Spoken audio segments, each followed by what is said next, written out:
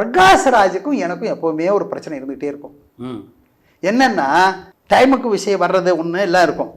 மறுபடியும் படம் முடிக்கிறதுக்குள்ளே எங்கள் 2 பேருக்குள்ள கொஞ்சம் கசமசாக இருக்கும். மறுபடியும் அடுத்த படத்தில் அவர் தானே போட வேண்டிய நிலைமை வரும். இது எங்களுக்குள்ள எப்போவுமே இருந்துகிட்டு இருக்குது. ஆனால் அந்த ஆள் இல்லாமல் நான் படம் பண்ணதும் கிடையாது. சந்தோஷ் சுப்பிரமணியம் வச்சுக்கிட்டு அந்த ஆள் எடுத்துகிட்டு பாருங்க எப்படி இருக்கும்னு லைஃப் அந்த படத்தில் அப்படிதான். வேற ஒன்றும் செய்ய முடியாது. இது நம்ம யாருக்காக விட்டு கொடுக்குறோம்? ஆடியன்ஸுக்காக. ஆடியன்ஸுக்கு போய் சேரக்கூடிய ஒரு மெட்டீரியல் நல்லதாக இருக்கணுங்கிறதுக்காக சில நமக்குள்ளே இருக்கிற கசடுகளை தள்ளி வச்சுட்டு தான் செய்கிறோம். ஒரு மனசு சூடுன்னு ஒரு படம் எடுத்தேன் நான். பிரகாஷ்ராஜ் கேரக்டர் ரொம்ப இம்பார்ட்டன்ட் கேரக்டர். அவர் கொடுத்துருக்குது 4 நாள் தான் கால் செட்டு. 4ஆவது நாள் ஊருக்கு போகணுங்கிறாப்புல என் கால் செட்டே இல்லாமல் நான் ஒரு வில்லேஜில் போய் எடுத்துக்கிட்டு இருக்கேன். நான் கேமராமேன்ட்ட சொல்லிட்டேன், க்ரைனில் வச்சுக்கோ கேமராவை, ஜூம் போட்டுக்கோ. அந்த ஆள் கீழே ஏறக்கூடாது. மேடையில் பேசுகிறது அவர், மேடையில் மீட்டிங் பேசுகிறாரு. அந்த ஆள் கீழே ஏறக்கூடாது. உனக்கு க்ளோஸ் வேணுமா ஜூம் வச்சு டைட் பண்ணிவிடு, மூவ்மெண்ட் வேணுமா க்ரைனை தள்ளிக்கோ, என்னென்னோ பண்ணிக்கோ, ஆனால் நீ மட்டும் இறங்காது. இந்த ஆக்ஷன் சார் கொஞ்சம் இருங்க லைட்டிங் பண்ணிட்டு வரேன்னு சொல்லிட்டு அந்த வார்த்தைக்கே போகக்கூடாதுன்னு சொல்லிட்டு 3.5 நாளில் படத்தை முடித்தேன். அந்த ஆள் கேரக்டரை பெரிய ஹிட் ஆச்சு. மனசு சூடு பெரிய ஹிட் ஆச்சு. அவர் இல்லைன்னா நல்லா இருக்காது. ரொம்ப அருமையான சீனு. என்னென்னா ரவி தேஜா வந்து ₹1,00,000 கன்ஃபார்ம் பண்ணேன் அந்த படத்தில், இன்ட்ரடியூஸ் பண்ணேன். ₹1,00,000 இப்போ எவ்வளோ வாங்கிட்டு இருப்பாரு உங்களுக்கு தெரியுமில்ல, எத்தனை கோடி வாங்கிட்டு இருக்கா தெரியும் இல்லையா? ஏன்னா அந்த கேரக்டருக்கு அவன் நல்லா இருப்பான்னு நான் தான் செலக்ட் பண்ணேன். அந்த படத்தில் போட்டேன். ரவி தேஜாவுக்கு ஒரு நல்ல கேரக்டர், பிரகாஷ்ராஜுக்கு நல்ல கேரக்டர். இந்த ரவி தேஜா கூட 4 ஹீரோ, அது இல்லாமல் ஒரு 3 ஃப்ரெண்ட்ஸு எல்லாரும் வந்து அவரை பார்க்குறாங்க. முதல்ல பார்த்தம்போது ஒரு பொண்ணு இருப்பான், இப்போ பார்க்கும்போது வேற ஒரு பொண்ணு இருக்கான். இவரையும் பார்த்து அந்த பொண்ணையும் பார்ப்பாங்க. என்னடா ஒரு மாதிரி பார்க்குறீங்க, இவர் மினிஸ்டர், இவர் யாருன்னா கேரக்டர் பிரகாஷ்ராஜ் கேரக்டர் மினிஸ்டர், என்னடா ஒரு மாதிரி பார்க்குறீங்க, அன்னைக்கு வேற ஒருத்தர் இருந்தால் இன்றைக்கி ஒருத்தர் இருக்கானா, ஒருத்தி கூட எவ்வளோ நாளைக்கு இருக்க முடியும் அப்படின்னு சொல்லுவார். அப்புறம் இவங்க சொல்லுவாங்க, சார் எங்களுக்கெல்லாம் வேலை இல்லை, நீங்கள் கொஞ்சம் ஏதாவது கொஞ்சம் ஏற்பாடு பண்ணி கொடுத்தா நல்லாயிருக்கும் அப்படின்னு ஒரு டைலாக் சொல்லுவாங்க. நான் கொடுக்குறேன், ₹1,00,000 தரையா அப்படின்னு கேட்பாரு. ஐயா என்ன நீங்கள் எப்படி கேட்குறேன், பின்ன என்னடா பின்ன என்ன, அப்புறம் நான் எப்படி பிழைக்கிறது அப்படின்னு கேட்டுட்டு ஒரு சீன். அதில் என்னென்னா ஒரு டைலாக் கேட்பான் ஒரு கேரக்டர், ஐயா எங்களுக்கு ஒரு சந்தேகம், வெளிநாட்டில் இருந்தெல்லாம் வந்து நிறைய டொனேட் பண்ணுறாங்க, இந்தியா நல்லா இருக்கணுங்கிறதுக்காக நிறைய பேர் செய்கிறாங்க, அந்த பணம்லாம் எங்கேயா போச்சுன்னு கேட்பானுங்க. ஏண்டா சரியான கேள்வி கேட்டடா, நிறைய பேர் மனசில் இருக்கிறத கேட்டடா நீ அப்படின்னு சொல்லிட்டு ஒரு ஐஸ் க்யூப் எடுப்பார். பாட்டில் குடிச்சிக்கிட்டு இருக்கிறது தானே, அந்த நேரத்தில் ஐஸ் க்யூப் எடுத்து இது இந்தியாவுக்கு வரக்கூடிய பணம் அப்படின்னு ஐஸ் க்யூப்பை காமிச்சிட்டு இந்த ஐஸ் க்யூப்பு இப்போ டெல்லியில் ஆண்டுகிட்டு இருக்கவங்களுக்கு வரும், அங்கேருந்து அப்படி ஒவ்வொரு ஊருக்கும் வரும், அங்கேருந்து இப்படி ஒவ்வொருத்தர் கையாக கொடுத்துட்டு வருவார். நல்லா தனியாக மாறிடும். அப்போ கடைசியில் வந்து ஒரு ஆள்கிட்ட கொடுக்கும்போது இது கவர்மெண்ட் ஆஃபீஸர்ஸ்க்கெலாம் வரும், அதுக்கப்புறம் இது ஜனங்களுக்கு போய் சேரும் அப்படின்னு கையில் எடுத்த ஒன்றுமே இல்லையா, அதான்டா அப்படின்னு சொல்லிட்டு, ஏண்டா தப்புன்னு இப்போ நீ எனக்கு கல்யாணம் ஆகலை, நீ எத்தனை வாரி வந்திருக்கீங்க, உனக்கு தங்கச்சி இருக்கா, எனக்கு கல்யாணம் பண்ணி வைக்கிறியா அப்படின்னா, ஐயோ சீச்சி உங்களுக்கு பண்ண மாட்டேன், இது கரெக்டா, ஏன்டா எனக்கு பண்ண மாட்டேன் கல்யாணம் பண்ண மாட்டேன்னு சொல்லிட்டு எனக்கு மட்டும் ஏன்டா ஓட்டு போடுறீங்க, நான் கெட்டவன் தெரியுதா அப்படின்னு ஒரு சீன் இருக்குது சார். அது சீனை பாருங்கள் நீங்கள், அவ்வளோ அருமையாக பண்ணுறார் பிரகாஷ்ராஜ். ஆடியன்ஸு கிளாப்னா அப்படி அடித்தாங்க தேட்டரில். எது சொல்ல வரேன், அந்தந்த கேரக்டருக்கு வேறு என்ன பண்ணுறது, மனசுக்குள்ளே வருத்தங்கள் இருக்க தான் செய்யும். எவ்வளவோ ஆர்டிஸ்ட்டு என் படம் பண்ணாலே போகிறோன்னு நினைக்கக்கூடிய ஆர்டிஸ்ட் இருக்காங்க. ஏன்னா அவங்களுக்கு தெரியுது இல்லையா, சக்ஸஸ் ரேட்டு தெரியுது.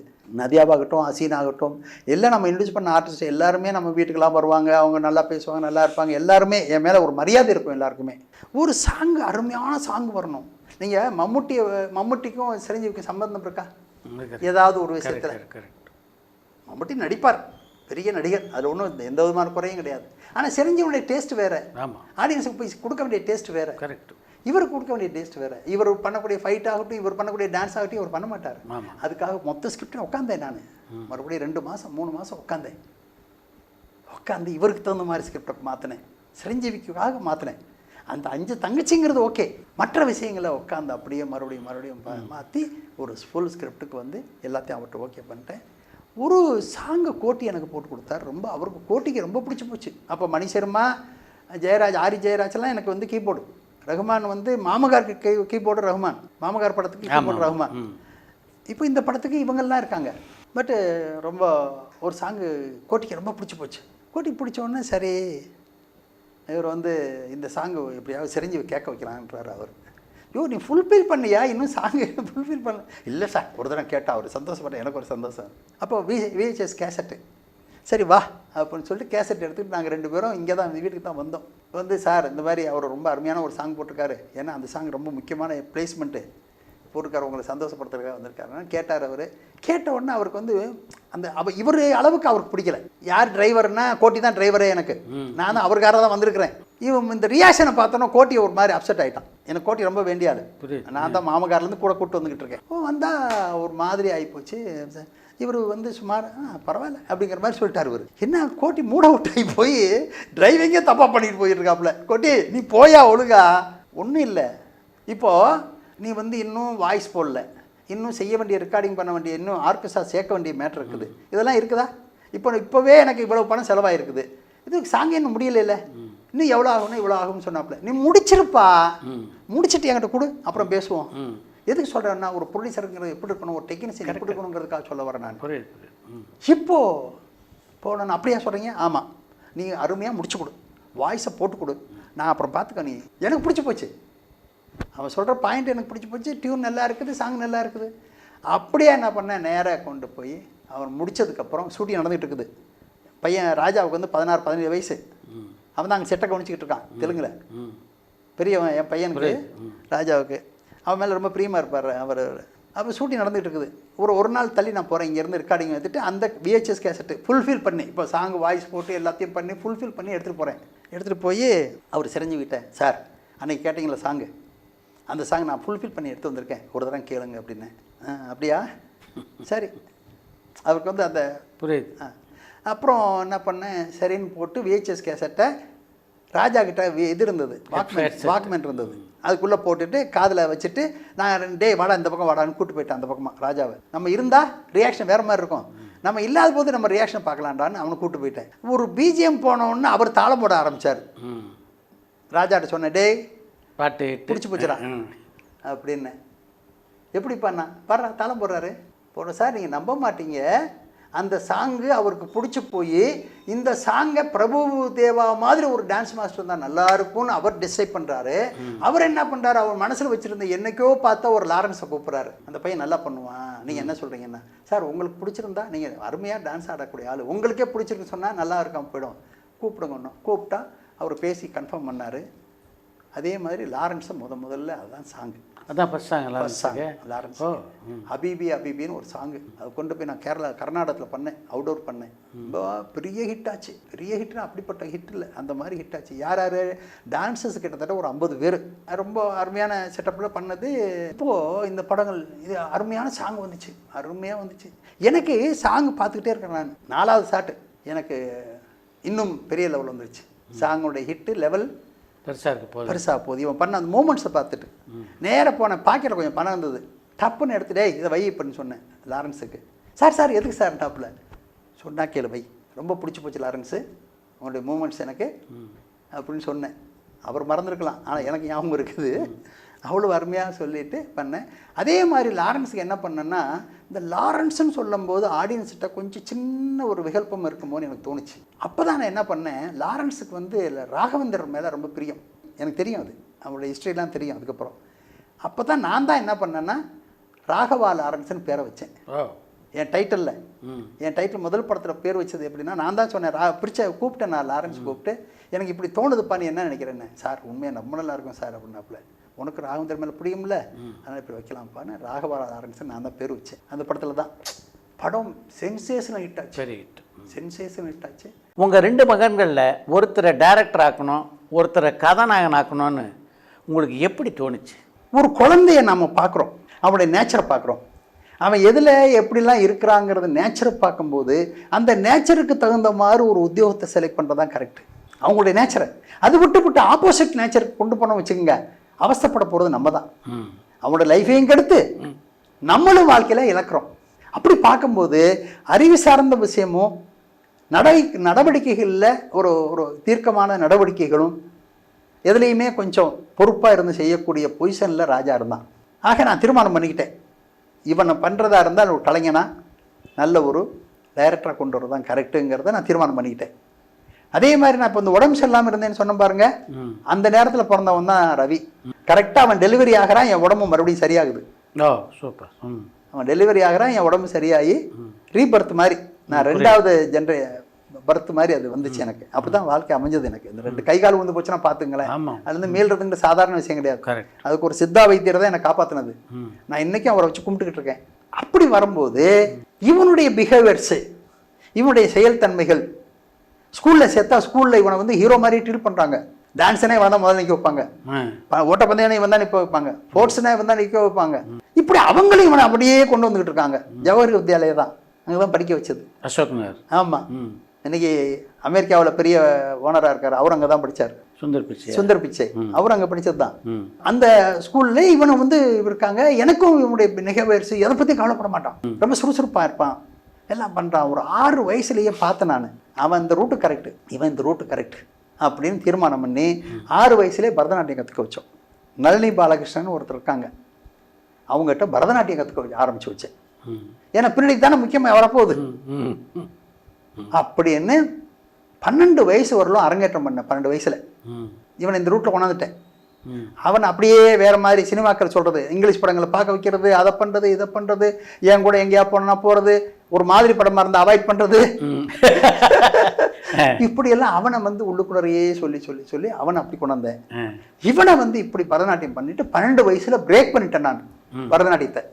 இல்லைன்னா நடையெல்லாம் மாறி போகும். ஆமா, ஒரு பெரிய ஃபங்க்ஷன் பண்ணி வைரமுத்து தலைமை தாங்க வச்சு அவரே சொன்னார் அன்னைக்கு, இவர் வந்து வெறும் ப்ரொடியூசர் தான் நினைச்சேன், தயாரிப்பார் நினைச்சேன், ஒரு ஹீரோவே தயார் பண்ணி இப்பதான் எனக்கு தெரியுதுன்னு சொல்லிட்டு அவரே சொன்னார் அன்னைக்கு. அவருடைய வார்த்தையும் பறிச்சது. அதே மாதிரி இவனுக்கு தேவையான அதுக்கப்புறம் என்ன பண்ணேன், அந்த நேரத்தில் என்கிட்ட வந்து பீட்டர் ஹயான், கனல் கண்ணெல்லாம் வந்து எனக்கு ரொம்ப வேண்டிய குழந்தைங்களா இருந்தாங்க.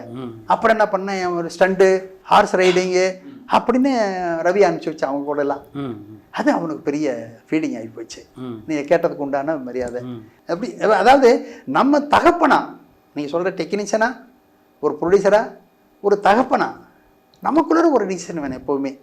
அதுதான் நம்மளுடைய ஜென்ரேஷனை கரெக்ட் பண்ணி கொண்டு போகும். ராஜாவுக்கு டைரக்ஷனில் இன்ட்ரெஸ்ட் இருந்தது அப்போவே? இல்லை, அவன் ஒரு கலைஞன் தானே, அவன் படிக்கணும்னு நினச்சானே. டிஎஃப்டி போய் சேர்றேன்னு சொன்னான். அவன் செஞ்ச தப்பு என்னன்னாக்கா, என்கிட்டே அப்படியே டைரக்டராக இருக்கலாம். டிஎஃப்டியில் சேர்றேன்னு ஒரு 3 வருஷத்தை வேஸ்ட் பண்ணிட்டான், 4 வருஷத்தில். அது ஒன்று தான் அவன் செஞ்ச தப்பு.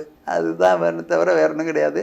அப்புறம் அவனுக்கு வந்து தெலுங்கில் ஒரு படம் முதல்ல பண்ணான், அனுமான் ஜங்ஷன் சொல்லிட்டு பண்ணான். பெரிய ஹிட்டாச்சு, 175 டேஸ்க்கு மேலே போச்சு அது. அதுலேருந்து அப்படியே வந்து அப்பவும் நான் பாருங்க பெரிய பிள்ளையே டைரக்டர் ஆகிட்டேன். இப்போ சின்னவனை என்ன பண்ணுறது, ரவி என்ன பண்ணேன்னா, பிஃபோர் ஹீரோ ஆக்கிறதுக்கு முன்னாடி விஷுவல் கம்யூனிகேஷன் படிக்க வச்சேன். அது 3 இயர்ஸ் நம்ம கோர்ஸ். அது அங்கே போன சேர்க்க மாட்டேன்ட்டாங்க. ஏன்னு கேட்டால், இந்த சினிமாக்காரங்க 1 வருஷம் விட்றாங்க சார், கூட்டு போயிடுறாங்க சார் அப்படின்னு. நான் சொன்னேன், இல்லைப்பா நீங்கள் 3 வருஷம் பாஸ் பண்ணி என்கிட்ட கைத்தில் கொடுத்தா தான் நான் கூட்டு போவேன் அப்படின்னு சொல்லி அதை படிக்க வச்சேன். இது கிடையில பண்ணா விஷுவல் கம்யூனிகேஷன் முடித்த உடனே என்ன பண்ணேன்னா, பாம்பேயில் வந்து ஒரு ஆக்டிங் கோர்ஸ் இருக்குது. நமித் கபூர்னு சொல்லி பெரிய பார்த்தீங்கன்னா நம்ம எஸ் பாலச்சந்திரன் மாதிரி அவர் இருப்பார். அவர் ஒரு பெரிய யூனிட் வச்சு பண்ணிகிட்டு இருக்காரு, ஆக்டிங் சொல்லி கொடுத்துட்ருக்காரு. என்ன பண்ணேன், இது எனக்கு ஒரு மெசேஜ் கிடைச்சது, ராஜா மூலியமாக தான் கிடைச்சது எனக்கு. நானும் ராஜா இவங்க 3 பேரையும் கூப்பிட்டுட்டு நேராக போய் அவரை சேர்த்து விட்டு ஒரு பைக்கை கொடுத்துட்டேன், நீ யாருக்கும் பார்க்காதரான்னு. ஒரு ஃப்ளாட் எடுத்து கொடுத்துட்டேன், ஒரு சமயக்காரனை வச்சேன் பாம்பேல. ஆமாம், ஒரு 6 மாதம்.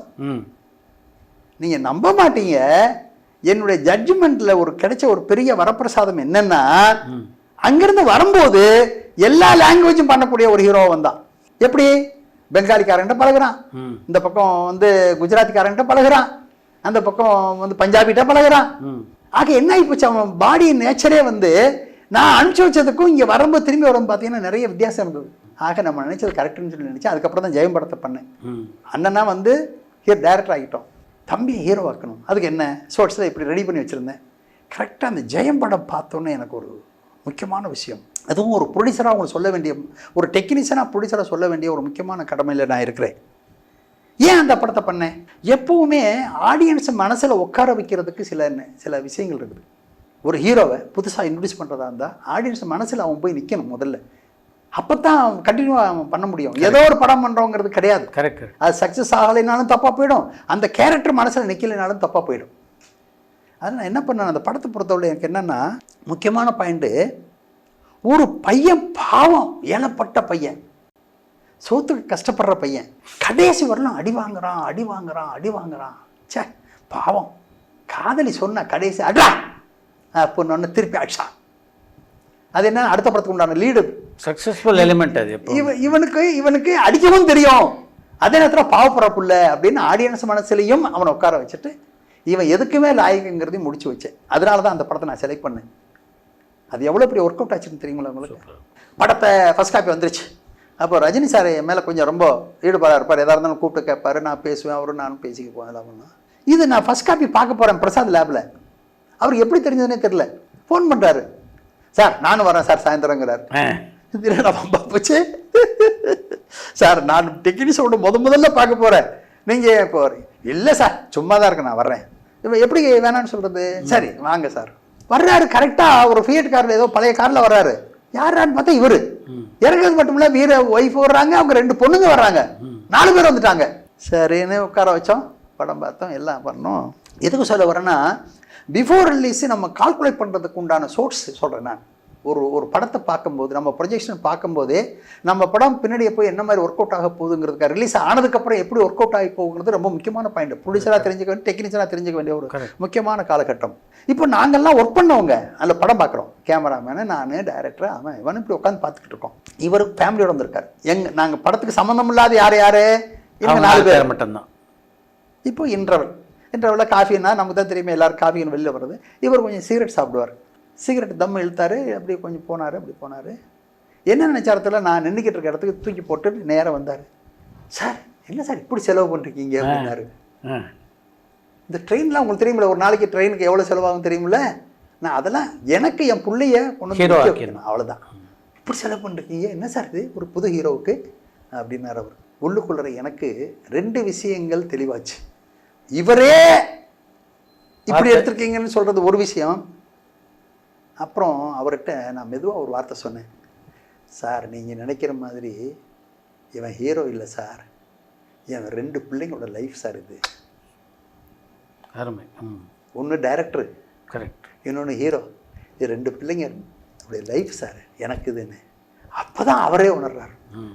Correct sir, correct correct correct correct correct correct அப்படின்னாரு. நைட்டில் எனக்கு தூக்கமே வரலைங்க. எப்படி நாம ஒரு நல்ல படத்தை எடுத்திருக்கோம், ரஜினியே இம்ப்ரெஸ் ஆகிருக்காருன்னும் போது அவர் வந்து தெரிஞ்ச ஒரு நடிகர். அதனால அவரே சொல்லும் போது எனக்கு இது ஒரு கன்ஃபார்மான ஹிட்டு அப்படிங்கிறத அன்னைக்கு ராத்திரி நான் கன்ஃபார்ம் பண்ணிட்டேன். நம்ம செஞ்சது தப்பு கிடையாது, ஒரு அருமையான மேட்ரு. எனக்கு கால்குலேஷன் இருக்குன்னு வச்சுக்கோங்க, அதையும் ஒரு சப்போர்ட் தானே இது. அந்த சப்போர்ட்டில் நான் வந்து ரொம்ப பெருமைப்பட்டேன். அந்த படம் வந்து ஜெயம் படம். அப்படி ஹீரோவா டைரக்டராக அவனை வந்து அனுமான் ஜங்ஷன் ஆக்கினேன், ஹீரோவா இவனை இப்படி ஆக்கினேன். மோகன் ராஜா ஒரு வெற்றி பட இயக்குனராக இருந்த போதும் ரீமேக் படங்களில் தான் அவர் ஜெயிக்கிறார்ன்ற ஒரு விமர்சனம் அவர் பேரில் இருந்தது. அந்த விமர்சனத்தை கேட்டபோது ஒரு தந்தையாக நீங்கள் எப்படி ஃபீல் பண்ணீங்க? என்னென்னா, எனக்கு அவனை பற்றி தெரியும் இல்லையா, எத்தனை பேர் ரீமேக்கை வந்து சக்ஸஸ் பண்ணுறாங்க, அது ஒரு இது இருக்கு இல்லையா. இவன் வந்து சக்ஸஸ் தான் எதுவுமே பண்ணலையே. இப்படி கேட்டுக்கிட்டவங்க தான் தனி உடனே அடித்து தூக்கி இழப்பிச்சு. ஆமாம், இப்படி கேட்டுக்கிட்டவங்க என்ன செஞ்சான், ஏன்ப்பா நீங்கள் இப்படி நினைக்கிறீங்க, இதை பாருங்கப்பான்னா இன்னைக்கு வரல, அதுக்கு நிகர் இல்லாமல் போச்சு. அதுக்கு இதெல்லாம் எனக்கு தெரியும் இல்லையா, என் பிள்ளை என்ன செய்வாங்கிறது எனக்கு தெரியும் இல்லையா. அதனால அதை பற்றி கவலைப்படல. நான் சொல்கிறவங்க சொல்லுவாங்க, இப்போ சார் நீங்கள் நடிச்சிருக்கீங்க வச்சுங்களேன், என்னுடைய ரீமேக் சப்ஜெக்டில் நீங்கள் நடிச்சிருக்கிறீங்க வச்சுக்கோங்க, நீங்கள் நடிக்கிறீங்கன்னு வச்சுக்கோங்க, உங்களுக்கு நல்ல பேர் வந்தால் இது ரீமேக் நினைப்பீங்களா சக்ஸஸ் நினைப்பீங்களா? சக்ஸஸ் தான். அவன் காசை போட்டு அடுத்த படத்தில் இல்லாமல் போயிடுறான். நமக்கு வர வேண்டியவங்களுக்கு வருது, நல்ல பேர் கிடைக்கிது. ஒன்றும் இல்லை சார், நான் சம்திங் படம் எடுத்தேன், எல்லாரும் வந்து பிரகாஷ்ராஜ் கேரக்டருக்கு அவர் தான் பண்ணணும்னு சொல்கிறாங்க. இல்லை, இந்த கேரக்டர் காமெடி தான் ஜாஸ்தி. நான் சொல்கிறேன், இந்த கேரக்டருக்கு பாக்கியராஜ் ரொம்ப நல்லா இருப்பார், பிரபு அண்ணன் கேரக்டர் போடலாம், கதையுடைய சாராம்சமே வேறு மாறும், அந்த ஃபோர்ட்ஸ் இருக்கும், கதையுடைய சாராம்சமே மாறுங்கிறோம். எனக்கு அந்த நம்பிக்கை. எடுக்கிறதுல நம்ம ஒழுங்காக எடுக்கணும். யாருமே அவ்வளோ ப்ரொடக்ஷன் காஸ்ட் பண்ணவே மாட்டாங்க. நான் காஸ்ட்டை பற்றி கவலைப்பட மாட்டேன். நீ போடுறத பேங்கில் நீ போட்டு வச்சா எடுக்க முடியும், போடாமல் எடுக்கணும்னு நினச்சா எப்படியா? இதுதான் என்னுடைய. நல்ல ப்ராடக்ட் பண்ணால் ஓடும். ஆடியன்ஸ் நீங்கள் வந்து தப்பாக இட போடாதீங்க. நல்ல படமும் நல்ல சப்ஜெக்டும் நல்ல ஒரு தரமான விஷயத்தையும் கொடுக்கும்போது அவனால் தூரம் பண்ணவே முடியாது. அவன் அந்த 2.5 மணி நேரம் உட்கார வச்சிங்களா, அதுதான் முக்கியம். 2 ரீல் பார்த்தோன்னே இப்போலாம் வந்து ஃபோனில் சொல்லிடுறாங்க, நான் இந்த பக்கம் வந்துடாதராங்கிறான், உடனே புக் பண்ணுறாங்கிறான். ஒரு ரீல் பார்க்கும்போது 2 ரீல் பார்க்கும்போது அவங்க உணர்வு வந்துடுது. அந்த என்ன உணர்வுங்கிறத நம்ம தான் புரிஞ்சுக்கிட்டு செய்யணும். அதுக்கு தகுதியான சப்ஜெக்ட்ஸ் செலக்ட் பண்ணணும், முக்கியமானது. அதனால் என் பிள்ளைங்களை பொறுத்தவரை நல்ல சப்ஜெக்ட் செலக்ட் பண்ணுறாங்க.